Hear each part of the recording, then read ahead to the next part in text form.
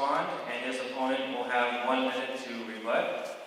The forum will conclude with each candidate having 2 minutes for closing remarks. You in the audience will have a chance to participate as well by submitting written questions during the forum. Just raise your hand, and will the ushers please stand up? Just raise your hand, and an usher will hand you a note card and a pen.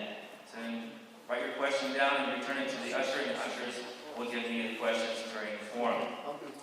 And one final thing is, please hold your applause until the end of the forum. And we will begin the forum without any further ado. The first question is to Jeff Shipley.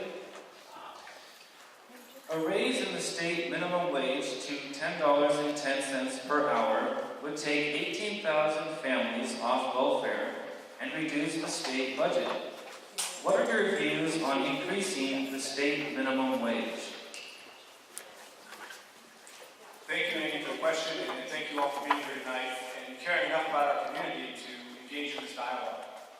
It's very true that there is a wealth disparity in our nation, our society. A lot of people on the left, or on the right in particular, has really demonstrated that it's really a portion of the top 1% is holding a vast majority of the wealth in this nation, and that the gap between rich and poor is growing more each and every day. So this is something that really does need to be addressed by our elected officials. I don't believe that a minimum wage is the best way to address those concerns. Raising the minimum wage would expend quite a bit of political capital that I feel could be used to make more fundamental reforms to close that gap. Really, to me, when the wealth disparity is so huge, and let's make no mistake, there is plenty of abundance on this planet to give each and every individual a means to the life they deserve. But, I mean, a minimum wage to me just seems like more scraps off the table. I realize $10 an hour would help people on minimum wage, and I'm not sure I necessarily agree with some of the premise of the question, but how much would it really help? And if you have politicians raising their taxes on top of that minimum wage, it's just going to be a wash anyway. And inflation is probably the most insidious force that's robbing working class Iowans. But this minimum wage, it's not going to keep up with inflation anyway. I mean, we have prices of food rising, the price of energy rising, and these trends are going to continue. So the minimum wage is just kicking the can down the road anyway, and if inflation persists, then you're going to frequently have to readdress raising the minimum wage. And like I said, I do not believe it's the best method, but I do agree that we need better paying and higher quality jobs in Iowa, and that is a priority of mine. But raising the minimum wage, I think, would have too many unintended consequences and would not fulfill that goal. Thank you. Mr. Hanson, what are your thoughts on raising the minimum wage? The minimum wage has been very stagnant for a long, long time, and our working poor have not been able to climb the ladder of success. Raising the minimum wage would help a lot of people that are not just workers in fast food and so forth. There's a vast majority of people out there that are middle-aged women, other people that are working under the minimum wage, and they need to have an increase. We would take roughly 18,000 families off of welfare if we had a minimum wage that was around $10.10 an hour. And I would not advocate moving that up all at once. I would advocate stair-stepping it up so that people can adjust their businesses and their firms to accommodate that. So I think we do need to recognize that it's been many, many years since we've looked at this issue. If we did not have a minimum wage, we would have a much poorer society. So I think we need to look at our working poor and give them a break too, and reduce our state budget by taking people up the ladder of success. Thank you. Mr. Hanson, this question is for you. Should local governments be allowed to use traffic cameras to catch motorists who speed or run red lights? Would you support traffic cameras on Fairfield City streets? I think that's a city issue, and we've talked about that at the legislature, that traffic cameras have been proven as a safety feature in some cities, but I think that they should not ever be used as simply a money generator. I would not advocate for any difference in penalty if you were under a traffic camera or if you had an actual officer pull you over. So those things I think are best left to the cities and the towns, but I think that there should be some overall legislative guidelines so they don't become an economic moneymaker for cities. I would not wish to have those cameras and things used to gouge the public. I think that's just plain wrong. And Mr. Shipley, what are your thoughts on the use of traffic cameras? My opponent's vote to support traffic cameras is one of the main reasons I'm challenging him in this race. He's enabling exactly the type of gouging that he is describing that he is against. I have not seen one independently verified study, and believe me, I have looked, on that traffic cameras increase the safety of motorists. I have seen lots of PR spin from the foreign corporations that profit from these traffic cameras that so-called, say they're safe, but I mean, you've got to consider the source. These are foreign corporations that are coming into Iowa towns and then enriching themselves off Iowa taxpayers, and this is something my opponent has supported. So I don't believe traffic cameras belong in Iowa. I think the city of Cedar Rapids right now is experiencing why this is such an irresponsible policy. That's exactly what they're doing. They're gouging motorists. This is just one more way for government to get money out of hardworking Iowans' pockets, and it's something that needs to be opposed. And my opponent's support of traffic cameras, like I said, is one of the reasons I'm challenging you here tonight. Mr. Hanson, I'll give you 30 seconds to respond to that. There are some safety studies out there that prove that we can help and engage in our citizens in a more safe driving manner. We do have those studies, but again, those studies need to be furthered. We need to make sure that the studies are correct. We do have a lot of hype out there. We do have people that think that they should be completely free of those things. I can remember the days when we had signs posted at the edge of cities saying radar enforced. And people were very upset with radar when it first came in. They did not want any police officer using radar as a method of enforcing traffic laws. So I think this is a new innovation that people really have not engaged in very much. They feel that it's oppressive. At the same time, we do not want it used as a measure to raise funds. All right. Thank you very much, Mr. Hanson. Mr. Shipley, the next question is for you. Do you support state funding for the 4-year-old preschool program, which Fairfield and other school districts participate in? Could you repeat the question, please? It says, do you support state funding for the 4-year-old preschool program, which Fairfield and other school districts participate in? Funding of preschools has not been an issue that I've been too terribly concerned with on this campaign. It is vitally important that we provide the youngest citizens in Iowa the education and the tools they need to excel. So I think there is a lot of ways and ways we could appropriate education funds more creatively.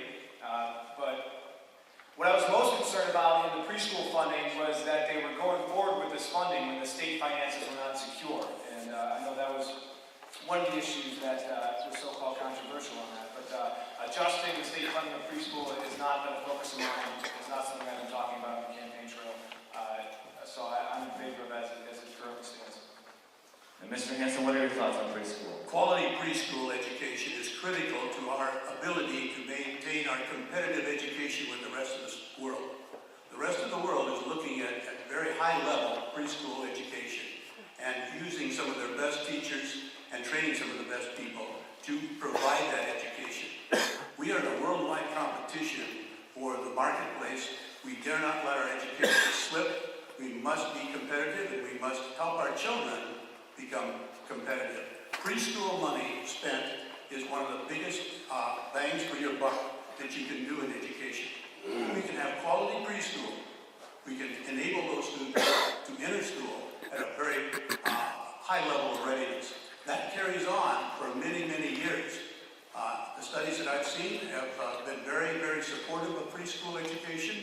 We need to make sure that those people that want to get into voluntary preschool have the ability. Right now, there's a waiting list of parents that can't get their children into voluntary preschool because there's not enough slots available. So that's something that's critical. We can help our society, we can help our children, we can improve our competitiveness in the nation and in the world market. So I would be very supportive of having those people gain a quality preschool. And we're not talking about something that's a modified daycare or something. We're talking about quality preschool. All right, thank you. Mr. Hanson, this question is for you. What is your stance on CAFOs, Confined Animal Feeding Operations? Should their placement be determined by county government, the state government, or should the government stay out of it altogether? Well, right now, the corporate animal farming operation is pretty much governed by state rules and regulations. There's very little that a county can do. I think that we have to look at this from both sides of the issue. I think that we have a right to use our own property in a way that we deem best, but I think we have a right to live on our own property in a clear environment without being bothered by our neighbors' abuses. So I think we need to consider more local control, but we have to recognize that people should be able to use their property in their own best interest as well. A lot of the problem, I think, is from an owner standpoint. And I think we can use some technology, perhaps, to help that problem so that people aren't offended by the odors that are coming across. That technology, we learned a little bit about at the JFAN meeting the other night, and perhaps there's ways to incorporate that into the state rules and regulations.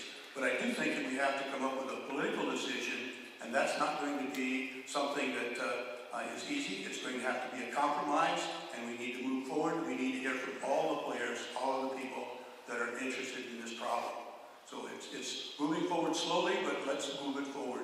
And local control may be a more of a part of it, but I think that there's still going to be a lot of state regulations. And Mr. Shipley, what is your attitude toward CAFOs, and who do you think should have control over their placement? CAFOs and CAFO siting is one of the most sensitive issues that I've come across when I'm speaking to our friends and neighbors here in the 82nd District. And to me, it goes right along with my overall philosophy that local control should always be supreme, and the local county authorities should always be in control.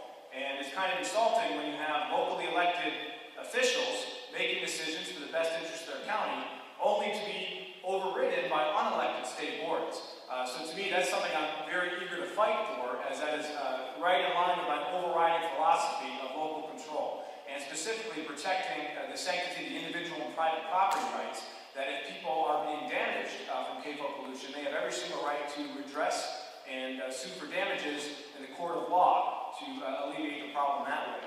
I have taken a very, frankly, outspoken position on CAFOs in recent weeks on my 4 legislative priorities to help alleviate the problem, and local control is chief among them. The second is the threshold for nuisance lawsuits. Third is existing current regulations, as oftentimes the current regulations are being ignored by the very state boards that are being tasked to uphold these laws. And then fourth is, again, expanding what I would just call buffer zones between CAFO pollutions and citizens in our waterways.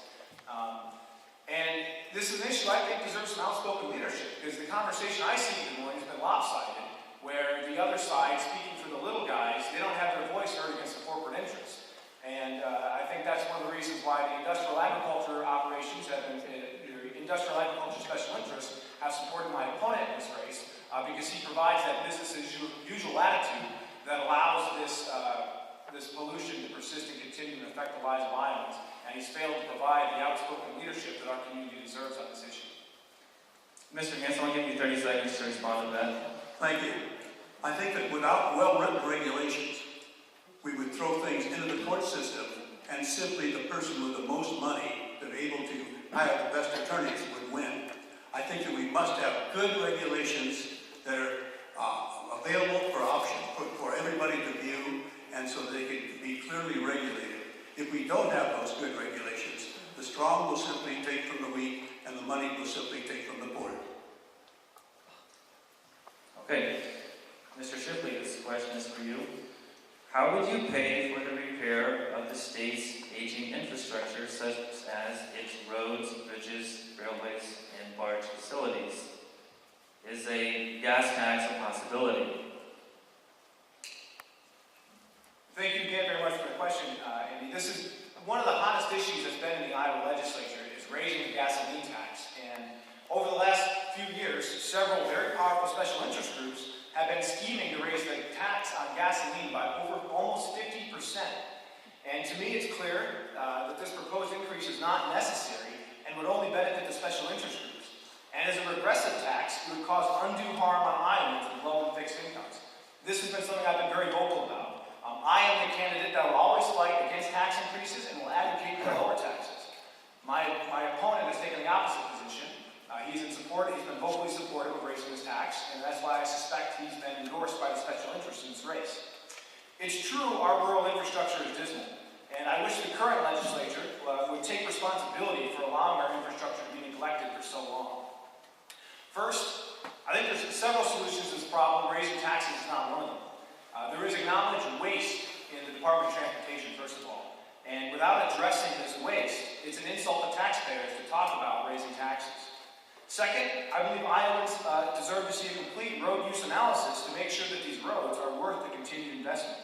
After talking with rural Iowans, I frankly have my doubts. Last and most importantly, the road use tax formula is flawed. Under the current formula, if Iowa did raise taxes, like my opponent supports, the rural counties in most need would still get the tiniest portion of the money. Only 8% of the tax increase would go to the farm-to-market roads, which are in need of the most attention. So raising taxes without addressing the funding formula would be irresponsible. So there's lots of solutions. Raising taxes is not one of them, and it should always be a last resort, never the first option like it has been. My opponent on this issue has said we must wait for other people to lead. I'm asking for your vote tonight so I can lead on this issue, because the conversation in Des Moines should always be how to make life more affordable for Iowans, and sadly my opponent thought about making life more expensive. All right, thank you. Thank you, Mr. Shipley. Mr. Hanson, your response. Thank you. First of all, my opponent's wrong. I have not advocated for a tax increase. I have not taken a stance on a tax increase for motor fuel taxes. So that's just plain wrong. Secondly, we do have an infrastructure problem. We do have people that are driving through Missouri to get to their county seat at Bloomfield.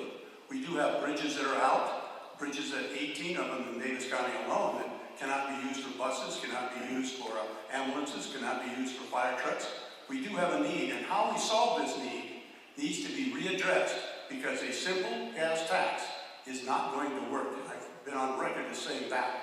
You have to just look at the whole picture. You have to look at something out of the box, because of so many electric cars, so many hybrid cars, trucks and so forth are getting many more miles per gallon. So you're going to have to look for new solutions. And that's going to take leadership, first of all, from the governor's office. It's going to take leadership from other places as well. We have not come up with a good out-of-the-box solution yet. Simply raising the tax is not going to work, in my opinion, and that's why I have not advocated for that, as my young opponent thinks I have. I have not. Mr. Shipley, I'll give you 30 seconds to respond. I would like my opponent to revisit the remarks he made in the Chamber of Commerce breakfast on March 14th, where he did vocally support raising the gasoline tax. But as he just demonstrated, he's waiting for other people to lead. The governor is in charge of executing the laws that the legislature enacts. As a legislator, I would lead on the issue rather than wait for others to lead. Okay, we're going to move on. This question is for Mr. Hanson. In January, Francis Stickey offered remarks to Governor Branstad's Committee on Ethanol, explaining the negligible benefits to domestic energy production and negative impact on the environment. As a state representative, you have been a proud supporter of ethanol. Why are you right and Francis Stickey wrong? I think that as we move forward in biofuels, ethanol right now is far different than it was when it was first envisioned. We're now making ethanol out of corn cellulose. We're doing many other things with it. There's lots of the DDGs that are available for animal feed. We've just completely changed the picture in the last few years. Now, ethanol from corn may be something that we just need to move on beyond when we get the technology to do that. But right now, ethanol is improving it's oxygenating our fuel, it's improving our air quality, it's improving it's decreasing our dependence on foreign oil and the import of that. There's many benefits to it right now, but I think it will move on to some other product in the future as the technology and the chemistry develops. So I see this as a stepping stone, but I do think that it's been very useful to the Iowa economy. It's been very useful to the world, to the air quality. It's been very useful for lowering our need for maintaining oil or getting oil, importing oil from people that don't like us. So we need to move on from this, but right now this is a stepping stone that we need to use and make and grow Iowa's economy while we can. And now let's move on to something else as soon as we're able to. Right, and Mr. Shipley, your response on ethanol. For my entire adult life, ethanol enjoyed a federal tariff, a subsidy, and a mandate. It exists in the marketplace because the government has given this directive to the free market. And I think it's very clear that the contributions to the domestic energy market have been, frankly, negligible. And the only thing ethanol is contributed to is distortion in the price for agriculture, giving headaches to farmers, giving headaches to feed providers. And the only thing it's contributed to is the pollution and the nitrogen runoff and the dead zone in the Gulf. So I think that's been the outcome of ethanol, and I think it's time that we be honest about it. I think a lot of people know this. They just lack the political will to tell the truth. The question was premised with Dr. Thickey and his testimony, and he's someone I admire, someone who I'd be very interested in working with from the other side of the aisle to address these environmental issues head on. Again, this is something my opponent's been unwilling to lead on, and I suspect that's why he's been supported by the industrial, agriculture, and special interests in this race. Mr. Hanson, just 30 seconds to respond to that. Thank you. I think that there's been a vast distortion of what's going on out there. When we talk to many other people, we see the benefits of this. We see that there's some negative things that would happen anyway without ethanol being in the picture. So we have to look at the soil and water quality issues as not a direct result of ethanol production. That's a result of trying to grow things and get more bushels per acre type of thing for farmers using their farms in their own best interest. So ethanol is part of the picture that is helping. We have to also realize that the oil industry is very heavily subsidized. We'll have to move on. This question is from Mr. Shipley. Planned Parenthood is not allowed to use state funds for abortion. It funds many educational programs that prevent unplanned pregnancies and thereby save the state money in welfare payments. If you cut funding for Planned Parenthood, what taxes will you increase to meet the greater welfare burden? I'm really happy to have the opportunity to answer this question. This has been one of the most frequent questions that I've been asked while campaigning, and I'm glad to set the record straight on my views tonight. Right now, the status quo is Planned Parenthood receives roughly $10 million in public money for family planning services. And it's true, while that money is not directly used for abortion services, Planned Parenthood as an organization very much supports terminating unborn children. As a practicing Catholic, my faith teaches me that life begins at conception. I realize not everyone shares this view, and my main priority is that no matter the situation, no matter the decisions a person makes, our community meets those in need with love, compassion, and non-judgment. And I have taken a public stand against using this money for Planned Parenthood. I have a real problem when government uses tax dollars to fund things that certain taxpayers find morally unconscionable. I think that shakes and undercuts the social contract that we have between citizens and government. And I know this is just one instance, but this is true in a lot of government agencies, that the government's funding a lot of things that people find morally unconscionable, and that needs to end. I sometimes have to remind people I'm not running for Supreme Court justice, but the decision of Roe v. Wade to suspend the law of the land is a right to privacy. And to be consistent with that legal decision, we must not give public funds for abortion providers and abortion services, because that is inconsistent with the law of the land as the Supreme Court has found them. There have been some regrettable remarks made about abortion, like my Democratic opponent's associate, Steven Siegel, said, we should just kill all the unborn babies and let God sort it out. I think that's insensitive, I think that's rude, I think it's mean-spirited. My view on life is the exact opposite. Let's give every life a chance, let's promote life, and let's let them live, and let's make sure that every life is given each and every opportunity to achieve their greatest potential and realize their wildest dreams. Mr. Hanson, your response. First of all, Iowa does not let taxpayers fund abortion. Let's make that clear. That's not allowed by the statutes of Iowa. There's very, very close scrutiny of those funds. So we do allow state-funded abortions in a very few limited cases where the life of the mother is at risk. I wonder if my opponent would advocate giving up the life of a mother to save an unborn. There's also a few instances where there's rape and incest involved. And those have been very, very carefully monitored. The governor now must agree to sign on paying those if there's going to be those. And so far, there's not been any payment made by the state of Iowa for those. So those are things that I think the general public needs to know about.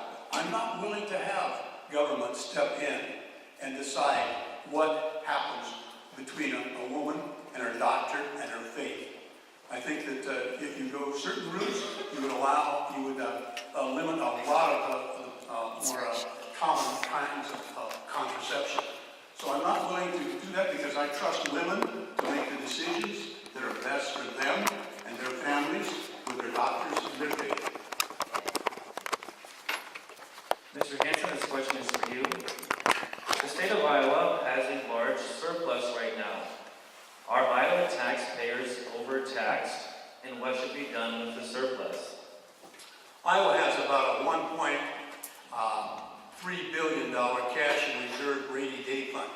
Iowa is well managed. Iowa is considered a pillar of good management in the Midwest. You people should be very proud of the management of Iowa's finances. Most businesses would have a much larger cash reserve than that. That's about 14%, something like that, as a cash reserve. But we do have unexpected things, and if we do use some of this cash reserve and rainy day money, it should be used only for one-time expenses. It should not be ever used for ongoing expenses. This is something that some of the people here several years ago were advocating for road repair and so forth. That's an ongoing expense. I think you want to use it for, if you're going to do something like that, you want to use it for one-time expenses. We did lower it. We did reward each taxpayer with $55 that they received extra last year as a less of a tax bill. I don't know if you appreciated that $55. It certainly wouldn't buy a strut on a car or something for some damage that you see because of the poor roads or something. But improving the roads is not going to be something that we should be advocating the use of this money for. We should be using it more for border and brick structures, maybe a prison or something like that. That would be money well spent. Okay, and Mr. Shipley, what do you believe should be done with the state surplus? Well, it's true that Iowa is managed better than most, but we look how other people are just not saying a whole lot. And I think, I don't want to be too partisan, but I do believe that this surplus money is a result of the change from the Democratic leadership to the Republican leadership we've seen over the last few years. But the picture isn't all that rosy. There's still a lot of underfunded obligations. The first thing that comes to my mind is the IBRS pension system that's underfunded by $6 billion. And nobody's talking about this. And if we continue to have our pension system underfunded, this could create a lot of real stress down the road. And you only have to look as far as the bankruptcy of the city of Detroit to see people being completely screwed over, essentially, on this pension that they saved their whole life thinking it would be there, and then the incompetent politicians and bureaucrats went ahead and spent all the money anyway.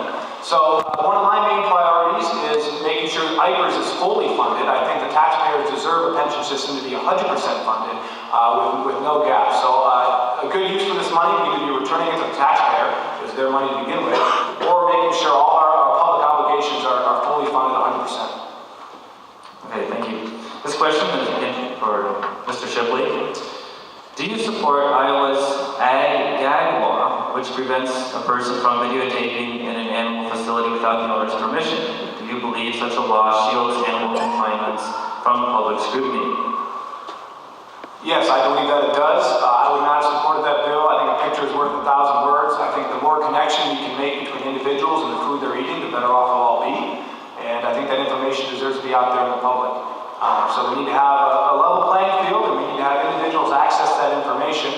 And I don't necessarily see the harm. I didn't really understand the problem when I passed this law to begin with. So for me, it was just, again, protecting these very same special interest groups that are kind of running the show in the morning. And Mr. Hanson, your response. Thank you. That question came up before the Iowa legislature because of some very unscrupulous people. Some people that were going into various situations and acting out, in other words, things that weren't happening. And these are just bad players that were somehow getting in the facility and doing damage that was then on film that was basically a fraud. And so we should not allow fraudulent people to come in do things that are plainly against the law. We should have, if people want to come in and film things, then they should do it in the open.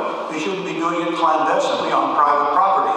If you had a business, you would not allow somebody to come in and go through your machining tools and film all of the operations so that they could take that home and copy it and then use it someplace else. So that was part of the problem as well. So many of these people have very genuine concerns about unscrupulous people coming into their facility and then making some case that isn't true.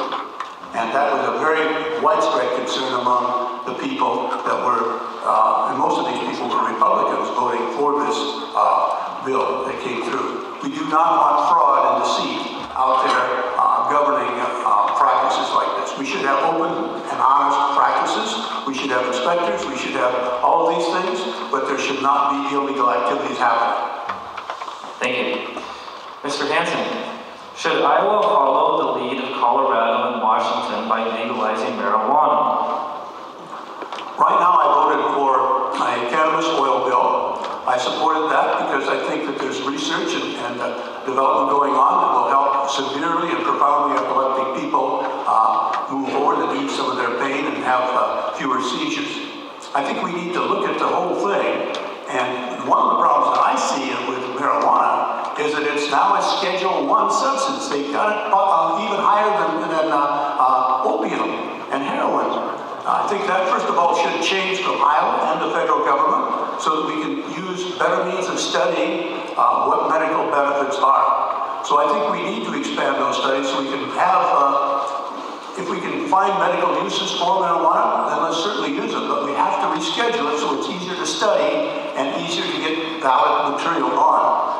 Colorado, right now, we're having some problems even getting the cannabis oil from Colorado into Iowa. And so we're looking at possibly doing something with the University of Iowa and maybe having a small growing operation so that we can contain the quality that we want for the use of refining the oil, the cannabis oil. So I think we have to look at how these other states are operating. We have to see what problems we have in our own system, and then we have to move forward in a measured, scientific way. I don't think we should just open up everything all at once. I think we must look at what our positive results are and build on those, creating all sorts of untold problems all at once. So walk before you, crawl before you walk, walk before you run. Thank you. Mr. Shipley, what are your thoughts on legalizing marijuana? Well, substance abuse is one of the most serious issues that we're facing as a society. Substance abuse destroys lives. But the federal prohibitions and all the prohibitions we've seen around this are clearly not working, as the problem is just as bad as it's ever been.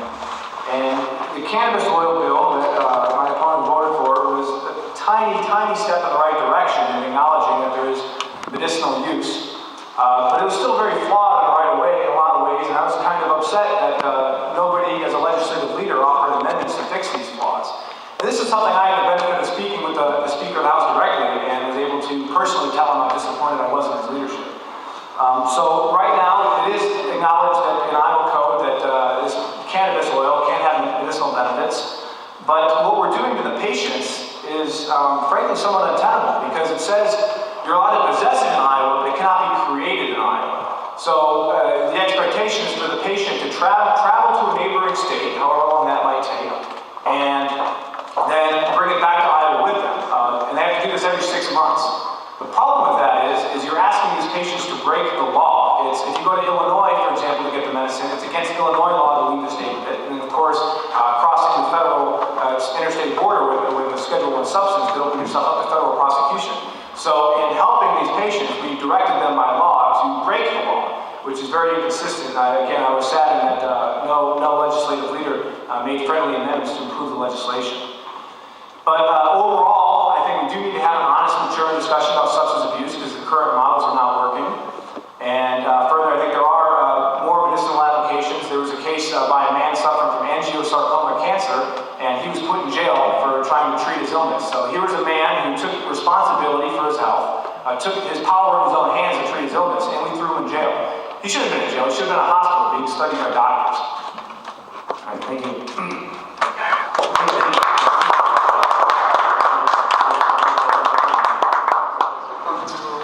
This is to Mr. Shipley. We received about your response on the minimum wage. So perhaps you can answer this. What is your recommendation to close the income gap if you are opposed to raising the minimum wage? Well, this is what I love so much about living in Fairfield. Fairfield is all about holistic solutions. That we have a symptom of a problem that's very real, and the income gap is very real. From my analysis as a political activist over the last several years, it is the financial special interests. They're kind of the head people running the show in our political and financial systems, and they're the ones who are making the profits. These are the people who made all the mistakes, lost all the money, and get $700 billion of taxpayer money.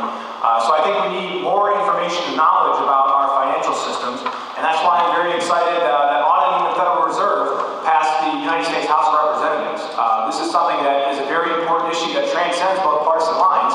One of the reasons I'm supportive of people like Bernie Sanders is because he understands this issue, that we need to audit the Federal Reserve and bring more sunlight into the financial institutions that are running the show, creating the inflation and bankrupting taxpayers. So we need a holistic solution, and it goes to a better understanding of how money and credit act and operate in our society. So that's the step one, is just more information. But sadly, a lot of people are ignorant about our nation's financial institutions, and I think if we're going to fix the problem, that has to change first and foremost. Mr. Hanson, do you have any further comments on closing the income gap or on the minimum wage? Well, thank you. First of all, I think we have to realize we're in Iowa. We're not at the federal level.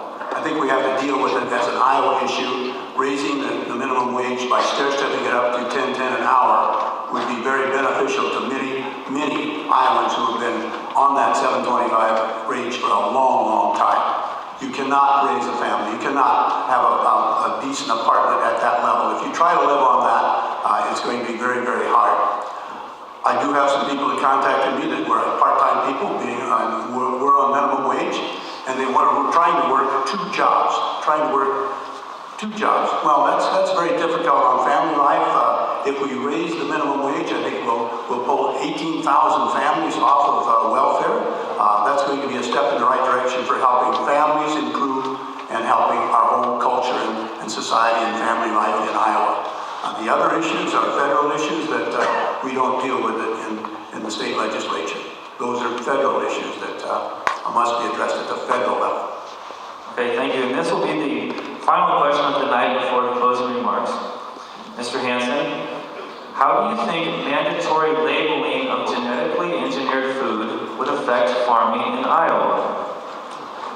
First of all, I'm in favor of labeling of food. I think that everybody should know what they're eating. Please hold your applause. Secondly, there's no legal definition in Iowa of what a GMO is. And so you have to have a legal basis of that before you can write a bill. And that's going to be resisted by a lot of people in the state of Iowa. We saw Vermont pass something recently that would require GMO labeling on foods, and I think that's a very good step. But they also put a large number of defense dollars in their bill to defend them against the possible lawsuits that they're going to be facing from corporate interests. And we'll be very interested in watching that, because there's many people that think that the millions of dollars they put into that bill for defense is not going to come anywhere close. So I do favor labeling.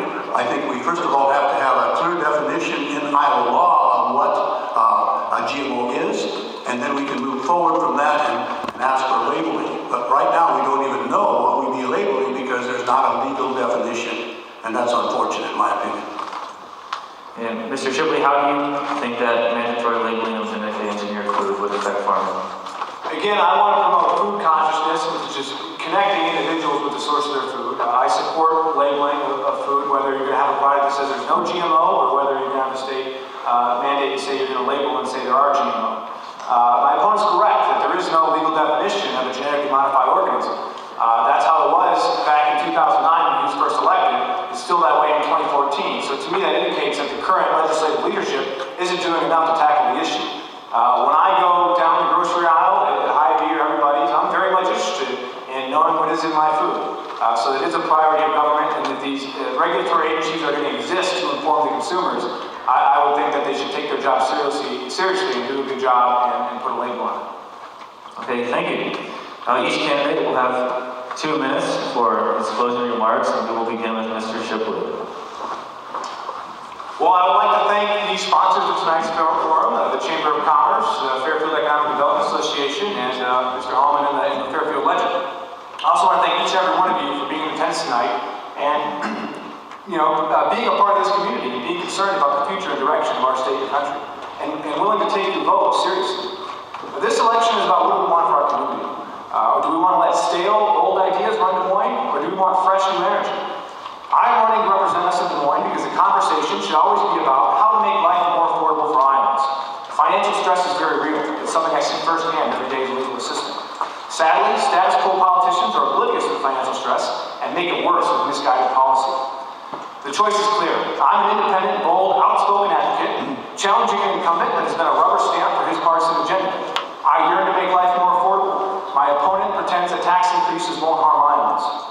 My opponent was a driver's education teacher, and I respect that. But with his record of raising fees on tires, gasoline taxes, and traffic enforcement cameras, I sometimes wonder if he wants to make it unaffordable to even drive. I'm running to be an outspoken advocate for small businesses, young professionals, entrepreneurs, most importantly, all Iowans, by promoting economic growth for all, not just the special interests. I'm proud to be called a friend of business by the Iowa Association of Business and Industry for wanting to reform our tax code. Right now, Iowa is 49th in the country in entrepreneurship. Capital gain tax rates here in Iowa are among the highest rates in the world. Iowa is literally chasing away entrepreneurship, and I have a plan to make Iowa competitive again. I will be an independent voice of Des Moines, standing up for the people of the 82nd District, and have pledged to work with all political sides to lead a dialogue that will create freedom, peace, and prosperity for Iowans. That's why I humbly ask your support and your vote this election. We must all work together to create a sustainable future for Iowa.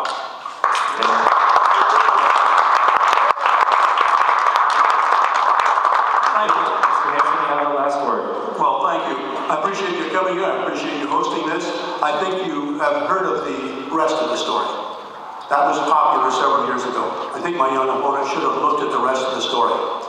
The bill that he talked about on tires was a bill proposed to help the environment. If you turned in an old tire, you did not get charged anything. If you took it home and threw it out in the ditch or threw it in the creek, you would have been charged an extra $25.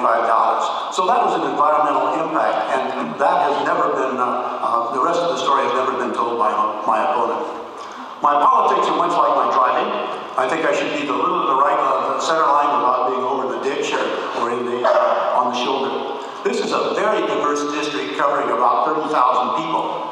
Fairfield is but a portion of this district, and I think we have to recognize that a representative must represent the entire district, not just a portion of it. So I try very hard to represent the big, broad interests of all of you, and that's important. Contrast that with a candidate who's just been in the community several years, a candidate who's not been widely known in our own community, a candidate who's not been widely seen outside the city limits of Fairfield. I think you have to look at, I've been in the public eye for 50 years, basically. I've worked very hard to move our community forward. I've worked very hard to move Iowa forward. I'm considered one of the more accessible legislators. My phone number is posted almost every place. I hold forums, I write newspaper articles, I meet people on the street. We do a lot of things to help people keep informed. So I think that it's important to have people that you have a record of watching them and being visible in the community for a long time. You trust, the trust, the integrity that you build up over that period of time is important. And I think that's going to be what this is about, trust and integrity and experience. Those are important things. Tonight, I would ask for your support and your vote in the general election. I would like to move this country forward and not move us backward as some people would have us go to what I think is daylight century time. All right.